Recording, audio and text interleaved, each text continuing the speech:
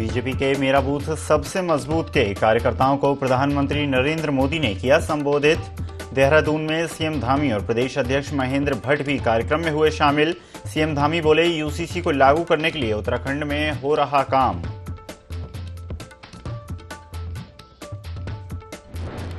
भ्रष्टाचार पर धामी सरकार का कड़ा प्रहार, परिवहन निगम के उप महाप्रबंधक के खिलाफ एक्शन, आर्थिक गड़बड़ी पर विजिलेंस जांच के आदेश।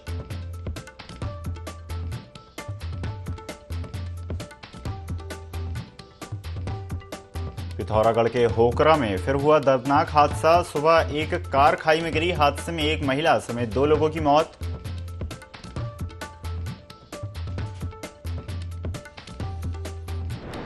हरिद्वार पुलिस की नशा तस्करों के खिलाफ कार्रवाई जारी। आगामी कांवड़ मेले को लेकर पुलिस ने बनाई विशेष टीम। 15 पेटी अवैध शराब के साथ एक आरोपी गिरफ्तार।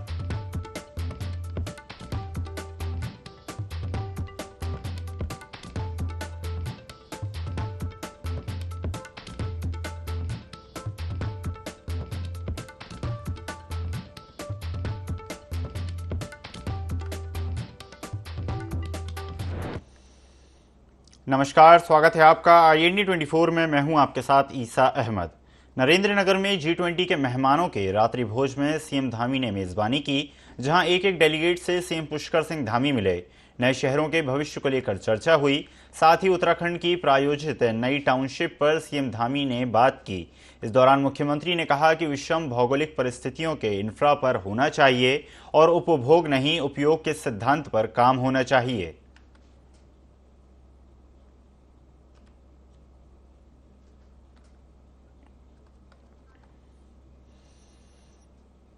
परिवहन निगम के उप महाप्रबंधक वित्त भूपेंद्र कुमार के विरुद्ध मिली वित्तीय अनियमितता और इसके अलावा और तमाम शिकायतों को मुख्यमंत्री पुष्कर सिंह धामी ने गंभीरता से लेते हुए भ्रष्टाचार पर एक बार फिर से सख्त रुख अपनाया है।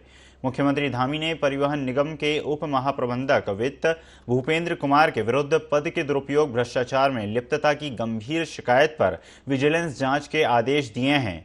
मुख्यमंत्री पुष्कर सिंह धामी ने एक बार फिर स्पष्ट किया है कि भ्रष्टाचार पर जीरो टॉलरेंस की नीति से कोई समझौता नहीं किया जाएगा। जहां भी कोई गड़बड़ी पाई जाएगी, फौरन एक्शन लिया जाएगा।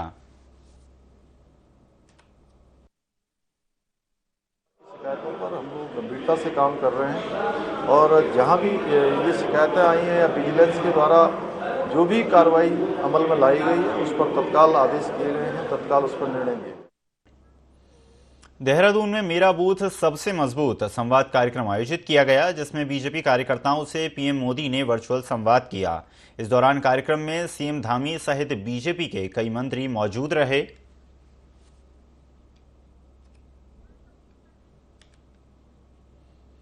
देहरादून से ये तस्वीरें आपको दिखा रहे हैं, जहां पर मेरा बूथ सबसे मजबूत संवाद कार्यक्रम आयोजित किया गया, जिसमें बड़ी संख्या में भारतीय जनता पार्टी के कार्यकर्ता शामिल हुए, जिन्होंने वर्चुअल रूप से प्रधानमंत्री मोदी से संवाद किया। इस दौरान मुख्यमंत्री पुष्कर सिंह धामी सहित कई मंत्री और विधायक मौजूद रहे।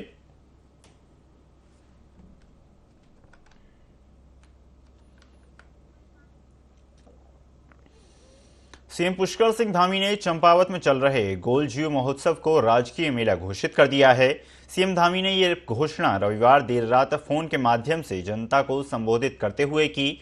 उन्होंने कहा कि अगले वर्ष से राजकीय मेले के रूप में गोलजीव महोत्सव को धूमधाम और भव्य तरीके से मनाया जाएगा। साथ ही उन्होंने ये भी कहा कि चंपावत को आदर्श जनपद बनाने के लिए कार्य हो रहा है।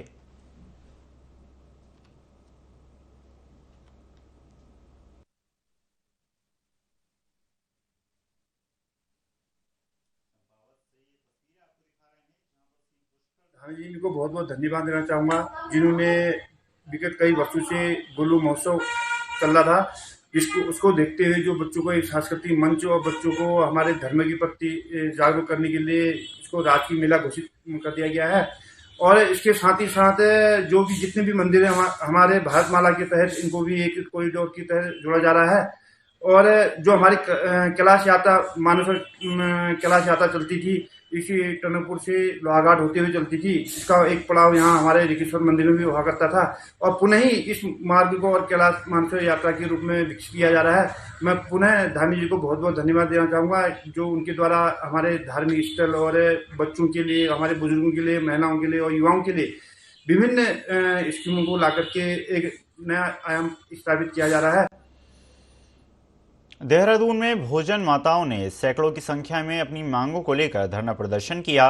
प्रगतिशील भोजन माता संगठन के बैनर तले भोजन माताएं परेड ग्राउंड में एकत्रित हुईं, जहां पर उन्होंने एक सभा का आयोजन किया। उसके बाद प्रदर्शनकारी भोजन माताएं पैदल मार्च निकालते हुए सचिवालय की ओर बढ़ीं, लेकिन पहले से ही मौजूद भारी पुलिस बल ने प्रदर्शनकारी महिलाओं को सचिवालय से पहले ही बैरिकेडिंग लगाकर रोक दिया। इससे गुस्साए महिलाएं सड़क पर ही धरने पर बैठ गईं और सरकार के खिलाफ जमकर नारेबाजी करते हुए अपना आक्रोश व्यक्त किया। तो वहीं इस प्रदर्शन को लेकर संगठन की कोषाध्यक्ष नीता ने बताया कि भोजन माताएं विगत कई वर्षों से विद्यालयों में अपनी सेवाएं दे रही हैं, लेकिन उनमें 4 कर्मचारी के बराबर काम कराया जाता है। उन्होंने सरकार से मांग उठाई है कि भोजन माताओं को स्थायी करने के साथ ही उन्हें स्कूल से निकालना बंद किया जाए। साथ ही भोजन माताओं ने न्यूनतम वेतन लागू करने के और शासन से प्रस्तावित 5,000 रुपये प्रति माह मानदेय तत्काल लागू किए जाने की मांग उठाई है। देहरादून से ये तस्वीरें आपको दिखा रहे हैं, जहां पर भोजन माताएं सरकार के सामने धरना प्रदर्शन कर रही हैं, प्रशासन को अपनी मांगों से अवगत करवाती नजर आ रही हैं।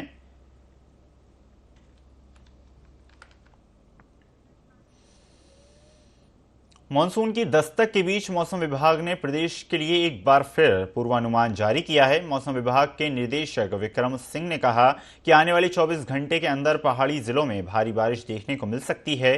वहीं मैदान के ज्यादातर जिलों में आसमान साफ रहने के आसार हैं। मौसम विभाग के मुताबिक 28 जून से आगे 2 से 3 दिनों तक पहाड़ से लेकर मैदान तक भारी बारिश देखने को मिल सकती है। ऐसे में मौसम विभाग ने आम जनता से हिदायत बरतने के निर्देश दिए हैं।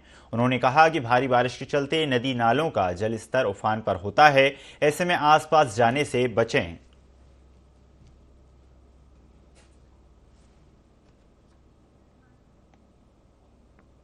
रुख करते हैं अगली खबर का, जहां पुलिस कंट्रोल रूम की सूचना के अनुसार प्रातः 8:30 पर बगेश्वर होकरा रोड पर होकरा में 3 दिन पहले जिस जगह से गाड़ी दुर्घटनाग्रस्त हो गई थी, उसी जगह एक अल्टो कार गिर गई। बताया जा रहा है कि उसमें एक पुरुष और एक महिला सवार थीं। पुलिस ने मामला दर्ज कर जांच शुरू कर दी है।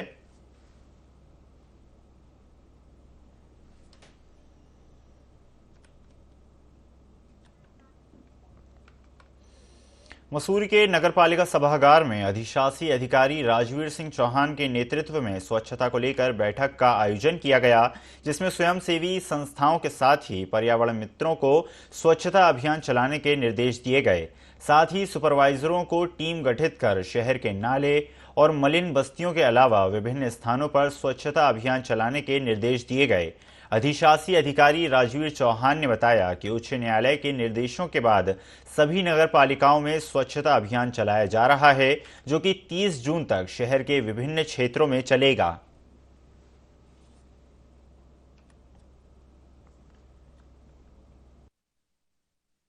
नैनीताल के पत्रांक संख्या 331-34 के अंतर्गत अभी 20/6/2023 को एक आदेश निर्गत किए गए हैं, जिसमें हाईकोर्ट द्वारा यह कहा गया है कि नगर पालिकाएं, नगर संस्थाएं, नगर पंचायत द्वारा पुनः अपने क्षेत्र में 22 तारीख से 30 तारीख तक विभिन्न क्षेत्रों पे नदी नालों, छोटी छोटी नालियों और मलिन बस्तियों की विशेष सफाई कराने का कार्य करेंगे। इसमें हमारे द्वारा 24 तारीख से अब लगातार क्षेत्र के विभिन्न वार्डों में हमारे स्थायी, अस्थायी और कीम के कर्मचारियों द्वारा छोटी छोटी नालियों और नदियों की सफाई कराई जाएगी। मसूरी के डिग्री कॉलेज में 2007 से शिक्षकों की कमी चल रही है, जिसका संज्ञान लेते हुए उच्च न्यायालय ने शिक्षकों की नियुक्ति 15 दिनों के भीतर करने के निर्देश दिए हैं, जिसके बाद म्यूनिसिपल पोस्ट ग्रेजुएट कॉलेज में पढ़ने वाले छात्र छात्राओं ने आभार व्यक्त करते हुए मिठाइयां बांटी। बता दें कि म्यूनिसिपल पोस्ट ग्रेजुएट कॉलेज में दूर दराज के गांव से भी छात्र छात्राएं शिक्षा ग्रहण करने आते हैं, लेकिन शिक्षकों के अभाव में उन्हें अन्य शहरों में पठन पाठन के लिए जाना पड़ता है, जिसको लेकर उच्च न्यायालय में एक जनहित याचिका दायर की गई थी, जिस पर संज्ञान लेते हुए न्यायालय ने 15 दिनों के भीतर शिक्षकों की नियुक्ति के आदेश पारित किए हैं। आभार व्यक्त करना चाहते हैं हाई कोर्ट का और आभार व्यक्त करना चाहते हैं बहन अनीसा का, जिसने अर्जी लगाई थी, क्योंकि कहीं ना कहीं उसे भी एक छात्रा का दुख पता था जिसने अर्जी लगाई।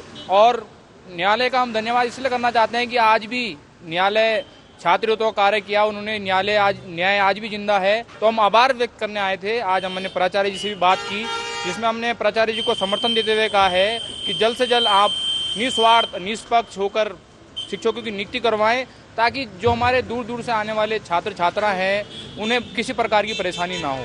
कुल 14 पद स्वीकृत किए गए हैं। माननीय उच्च न्यायालय ने कुमारी अमीषा के वाद में जो है ये निर्णय आया है 21 जून को, और 15 दिन के भीतर इस प्रक्रिया को हमें लागू करना है और इसको हम शीघ्र अतिशीघ्र जो है 15 दिन के अंदर इस प्रक्रिया को चालू करेंगे। व्यापक छात्र हितों में ये एक अच्छी बात। गुप्त नवरात्रि के पावन पर्व पर आस्था का सैलाब देखने को मिल रहा है। कहा जाता है कि गुप्त नवरात्रि में मां के 9 रूपों की पूजा करने से सभी मनोकामनाएं पूर्ण होती हैं।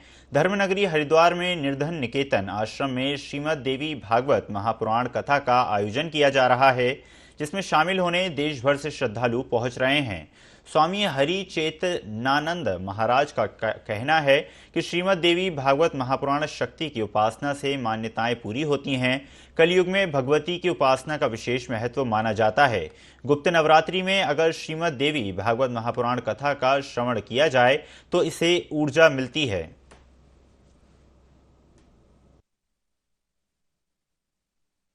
महापुराण में शक्ति की उपासना है और सारे विश्व को अगर कोई संचालित कर रही है तो माँ भगवती जगत जननी है। उसका एक नाम शक्ति भी है, एक नाम उसका दुर्गा भी है, अनेक नामों से वो जानी जाती है और कलयुग में उसकी उपासना का विशेष महत्व है। और गुप्त नवरात्र में यदि श्रीमद देवी भागवत महापुराण की कथा को श्रवण किया जाए तो उससे हमको ऊर्जा मिलती है, उससे हमें शक्ति मिलती है। धर्म संस्कृति की जो परंपरा है ये त्याग की परंपरा है, ये सम्मान की परंपरा है। हमको जहाँ से भी कुछ प्राप्ति होती है तो सनातन धर्म पद्धति के अनुसार हम उस चीज़ का सम्मान करते हैं। मानसून की दस्तक के बीच मौसम विभाग ने प्रदेश के लिए एक बार फिर पूर्वानुमान जारी किया है। मौसम विभाग के निदेशक विक्रम सिंह ने कहा कि आने वाले 24 घंटे के अंदर पहाड़ी जिलों में भारी बारिश देखने को मिल सकती है।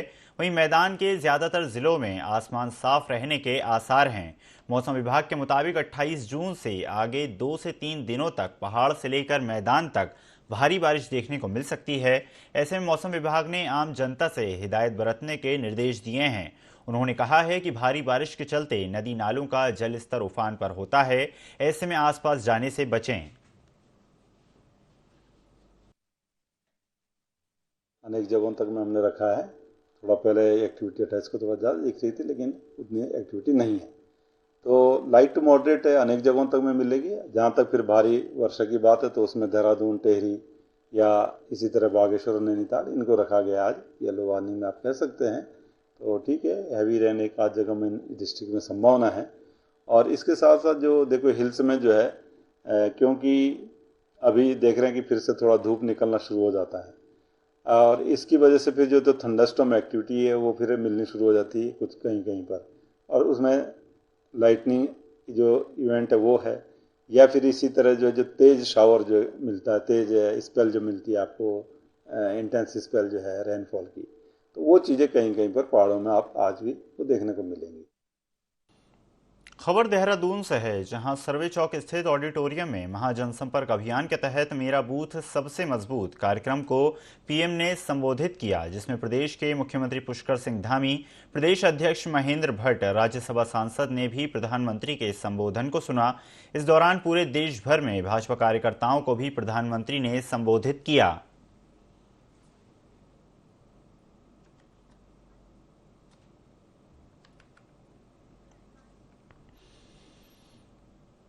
ऑपरेशन मर्यादा के तहत हरिद्वार पुलिस लगातार नशा तस्करों पर कार्रवाई कर रही है।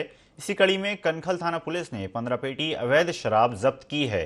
साथ ही एक आरोपी को गिरफ्तार किया गया है। पुलिस विशेष टीम बनाकर आगामी कांवड़ मेले को लेकर नशा तस्करों पर कार्रवाई कर रही है।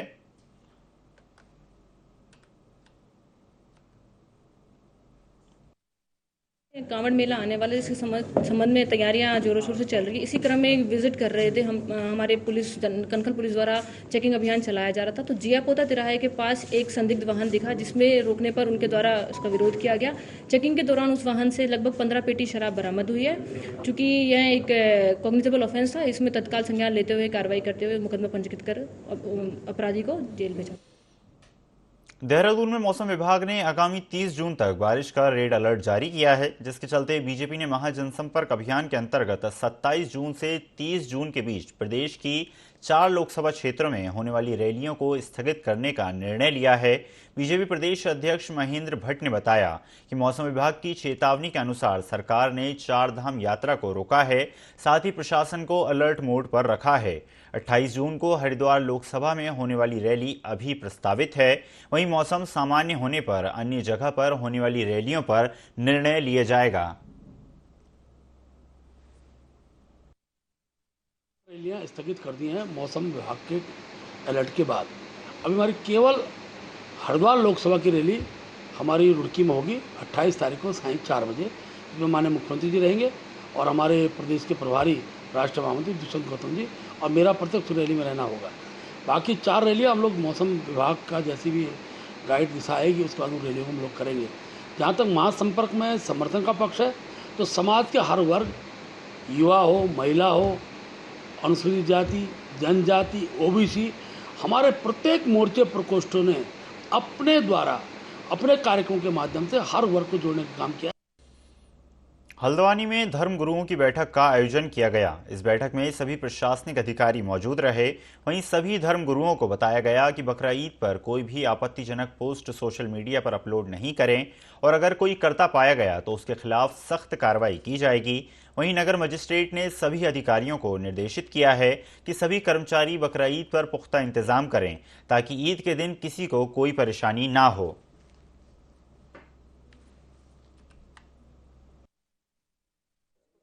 कमेटी की बैठक थी, जिसमें सभी विभाग और सभी जितने भी धर्म हैं सभी के लोग यहाँ पर मौजूद थे। और सर्वप्रथम इस बैठक में जो हमारा बकरीद का त्यौहार आ रहा है उसमें किन किन व्यवस्थाओं को करना है उसके लिए जो भी संबंधित विभाग है उनको निर्देशित किया गया है। जहाँ पर पानी की व्यवस्था करनी है, जहाँ पर साफ सफाई की व्यवस्था करनी है, पर्दे लगाने हैं और वित्त विभाग की क्या जिम्मेदारी है, सभी के लिए सभी को बिल्कुल बोल दिया गया है कि किसी भी तरीके की लापरवाही ना हो, समस्त व्यवस्थाएँ पूर्व में ही दुरुस्त कर ली जाए और कहीं भी जो वेस्ट मटेरियल है वो भी कहीं अन्य इधर उधर ना पड़ा है, उसके लिए सभी को नोटिस किया गया, अपील की गई है और इस त्योहार को।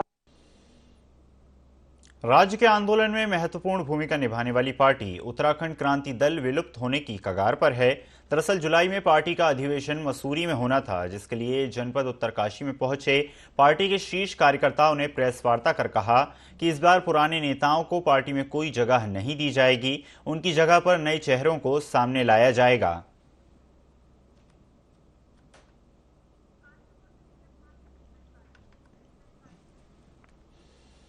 अब सीधा रुख करेंगे काशीपुर से सीएम पुष्कर सिंह धामी का। एक विकास के क्षेत्र में अग्रणी भूमिका इस क्षेत्र की रही है। उस भूमिका के कारण से ये क्षेत्र आने वाले समय में अन्य क्षेत्रों के लिए भी एक उदाहरण बनेगा, अन्य क्षेत्रों को भी दिशा देने का काम करेगा। अंत में मैं पुनः इसी विश्वास के साथ कि इस अरोमा पार्क की स्थापना से सघन फसलों के उत्पादन में तेजी से वृद्धि होगी तथा इन फसलों का राज्य में तीव्र विस्तार होगा। आप सभी को अरोमा पार्क के भूमि पूजन की बहुत बहुत बधाई एवं शुभकामनाएं देते हुए अपनी वाणी को मैं विराम देता हूँ। बहुत बहुत धन्यवाद। जय हिंद, जय भारत, जय उत्तराखंड। भारत माता की जय, भारत माता की जय।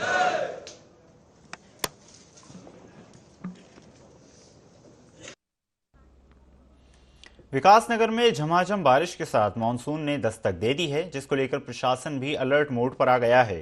प्रशासन ने क्षेत्र में 8 बाढ़ सुरक्षा चौकियां बनाई हैं, जो कि यमुना के जल स्तर पर नजर बनाए हुए हैं, जिससे किसी भी आपातकालीन स्थिति में दुर्घटना से बचा जा सके। बता दें कि यमुना नदी के किनारे हरिपुर, बाड़वाला और ढकरानी समेत 1 दर्जन गांव हैं, जहां यमुना नदी का जलस्तर बढ़ने से बाढ़ की स्थिति पैदा हो जाती है।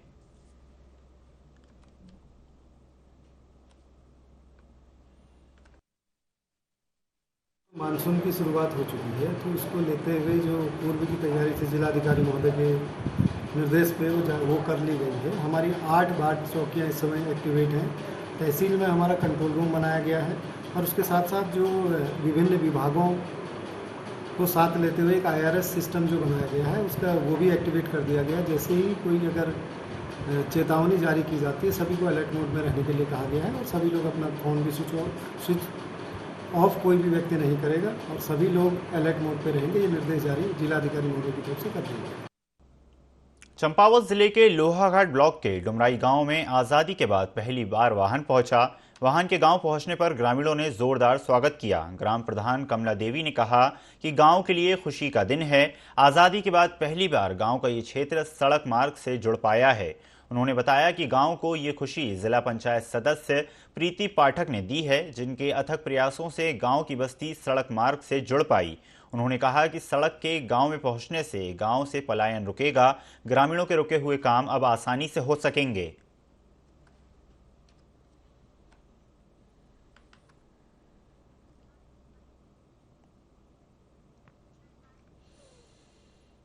बागेश्वर में चरवाहों की बकरियों पर वज्रपात हो गया, जिसकी सूचना चरवाहों ने राजस्व विभाग की टीम को दी। मौके पर पहुंची राजस्व और पशुपालन की टीम ने मौके का मुआयना किया।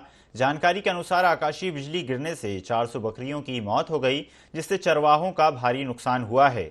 विधायक कपकोट सुरेश गड़िया ने दूरभाष के माध्यम से राजस्व टीम और पशुपालन विभाग को नुकसान का मुआयना कर शीघ्र मुआवजा देने की कार्रवाई करने की मांग की है।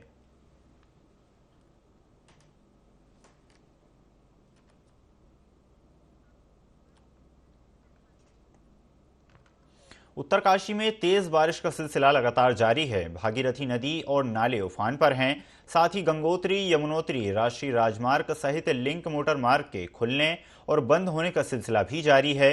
जनपद मुख्यालय नगरपालिका वार्ड नंबर 7 ज्ञानसू में तेज से राकेश लाल के मकान सहित 4 आवासीय मकानों की सुरक्षा दीवार टूट गई। मकान में बड़ी बड़ी दरारें पड़ गईं। आपदा प्रबंधन टीम मौके पर पहुंची। वहीं मकान में रहने वालों का कहना है कि यदि सुरक्षा नहीं की गई तो मकान क्षतिग्रस्त हो सकते हैं। मकान में रहने वाले लोगों ने जिला प्रशासन से मदद की गुहार लगाई है।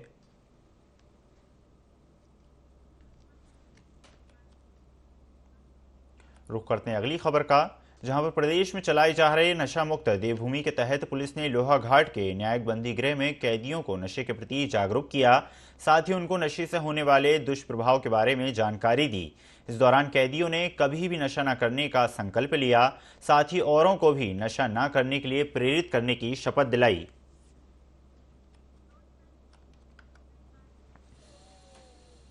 इस बुलेटिन में फिलहाल इतना ही। खबरों का सिलसिला लगातार जारी है। बने रहिए IND 24 के साथ। नमस्कार।